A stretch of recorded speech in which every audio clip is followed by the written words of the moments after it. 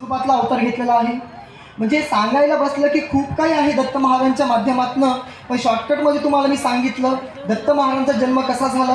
कारण की आम्हाला दत्त मातेचे आईवडील दत्त महाराजांचे आईवडीलच माहीत नाही, मग तुम्ही माईकवर किती जरी सांगितलं आम्हाला लक्षात राहणार नाही, म्हणून शॉर्टकट आम्हाला जे सांगायचं ते सांगितलं। त्यामध्ये दत्त महाराजांच्या पृथ्वीतलावरती भूतलावरती अवतार झाला। त्यामध्ये श्रीपाद श्री वल्लभ नरसिंह सरस्वती पुन्हा एकदा अवतार म्हणजे श्री स्वामी समर्थ अवतार घेतला।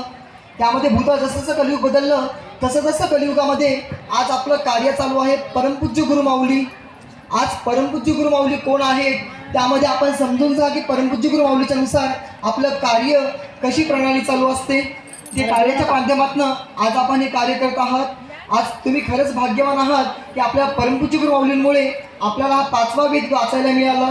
ते वाचायचा सांगता सप्ताह सांगता उद्या आपली 10:30च्या आरतीनंतर आहे।